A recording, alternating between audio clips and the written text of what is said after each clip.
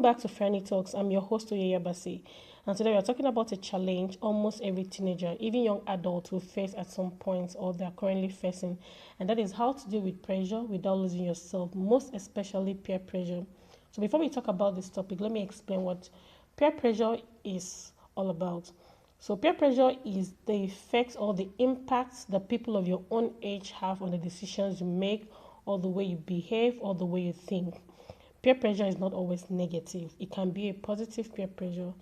Imagine your friends telling you to do something that would improve your self-worth, or you should study hard if you're a student, or you should start a business. That is a positive peer pressure. Then imagine your friends encouraging you to smoke or drink because everyone is doing it, or you should join in bullying another student, or spend money you don't have just to look wealthy. That is a negative peer pressure. And what negative peer pressure does is that it pushes you away from your values and can have consequences that will last much longer than the moment. So you find out that peer pressure itself is not the enemy. The direction in which it pushes you to is what matters. You might wonder, if I know something is wrong, why is it so hard for me to say no? The answer lies in the basic human need, which is we all want to belong. We all want to feel among. And negative peer pressure is so powerful. So as a teenager, you're discovering who you are learning, and you're trying to find your place in the world. During this stage, the opinions of friends can really feel very, very important.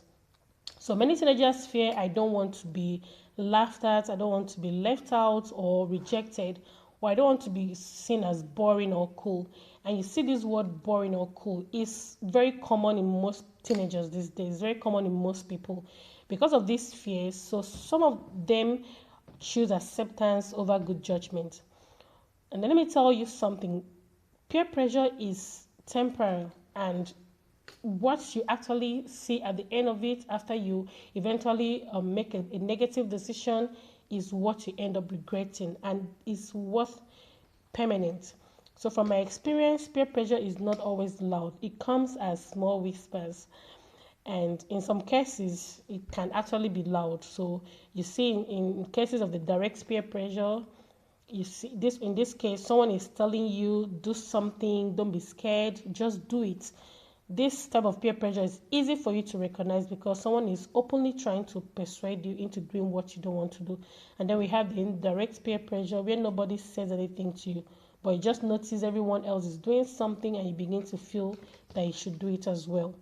Then we have the online peer pressure, and in this case, it's not for teenagers only, because social media has created this new kind of pressure.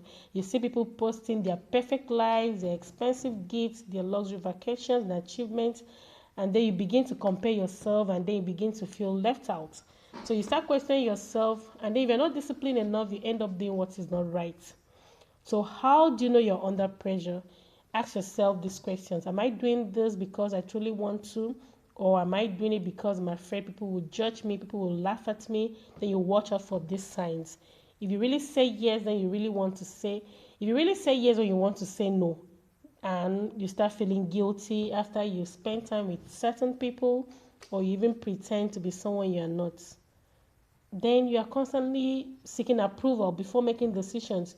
If any of these signs is there, awareness is the first step towards making a better choice and towards making a better decision. So this gives us a strong foundation on how you can resist peer pressure with practical approach. Like many teenagers, I know what it feels like to want to fit in. I know what it's like to think, if I don't do this, they may not accept me, or I may not seem cool. And also I realize that if you don't belong, sometimes it makes you to decide, and then you do choices that don't really reflect who you are. So that is why this conversation is so important to me.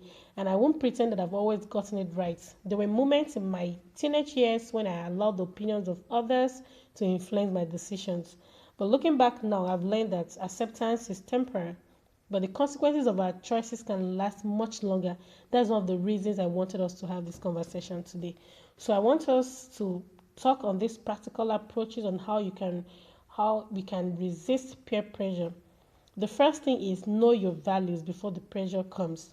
One reason many teenagers give in to peer pressure is because they haven't decided what they stand for. Think of your values as your personal scope. When you are clear about what you believe, what your decisions are, it becomes easier for you to make right choices. You can even ask yourself, what kind of person do I want to become? What am I non-negotiable? What am I willing to do, no matter who asks me to do it? So when you've already made those decisions, you are less likely to be swayed or persuaded in any way. And then no one can actually influence whatever thing you are doing. So if you don't decide what you stand for, somebody else will decide it for you. So secondly, learn to say no with confidence. Learn to say no with your full chest.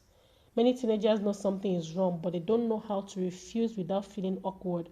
So one of the words my parents made emphasis on while growing up was the word no. I remember my late dad would always tell me and my siblings, can't you say no, my daddy don't like it, or can't you say no, my mommy don't like it. The truth is, saying no is a skill. And like any skill, it gets easier with practice.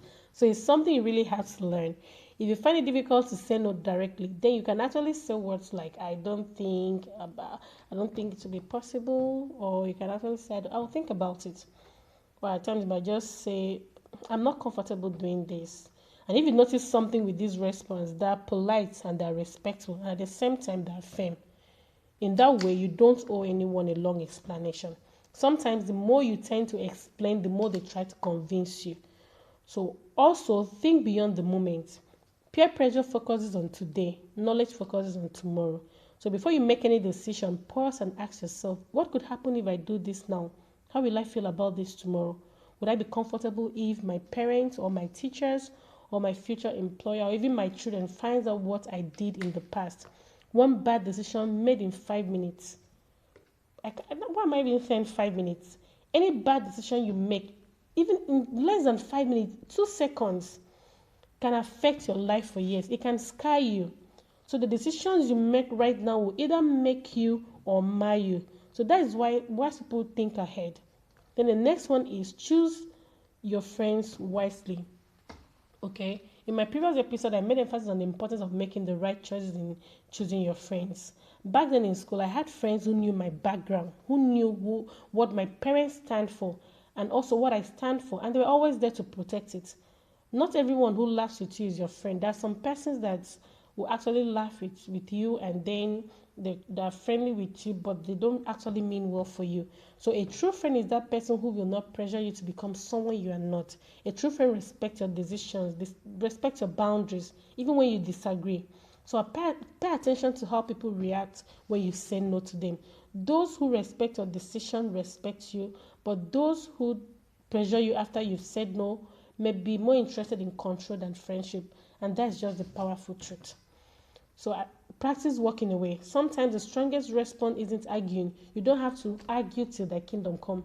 It's leaving. Just walk away from that conversation. If a conversation or a gathering or an activity is leading you towards something you know is wrong, give yourself permission to leave. There is no harm in walking away. Rather, there is harm if you keep staying there. So walking away doesn't mean you are weak. It means you are wise enough to protect your future. Then, find positive influences. Here, there's something many people don't realize. You'll always be influenced by someone. The question isn't whether you'll be influenced. The question is who will influence you. Come to think of it, you can actually influence someone positively. Surround yourself with people who encourage you. Study harder, develop your talents, speak respectfully, dream big, and make wise choices or decisions. The people around you can either lift you up or pull you down. So you have to make a wise choice now. Remember that you don't need everyone's approval. You don't have to be accepted by everyone to be valuable. Some people will dislike you simply because you choose a different path. The aim is not to impress everyone, but to be the best version of yourself. So as you grow older, you'll discover something surprising. Many people who laughed at those who made wise choices later admire them. So never sacrifice your future just to gain short-term recognition or acceptance. Everyday life will ask you a simple question. Will you follow the multitude or will you follow your convictions? Even the Bible made it clear, don't follow the multitude to do wrong. Then the answer you give yourself, not just once but repeatedly, will shape the person you become. The greatest pressure you will ever face is not from your friends or social media, trust me. It's the pressure to ignore your own conscience, to ignore that still voice in you that is telling you don't do this or do this. Learn to listen to that quiet voice inside you. If something doesn't feel right, just pause. Then you take a deep breath. That pause may save you from a decision you will never regret. Don't just rush in to make decisions or to take actions. So if this episode actually made sense to you as a teenager or a parent or a teacher, please do well to subscribe to FRIANI Talks on YouTube and follow us on Instagram at FRIANI_Talks, then on Spotify at FRIANI Talks, so you never miss an episode. Until next time, keep learning, keep growing, and keep making impacts.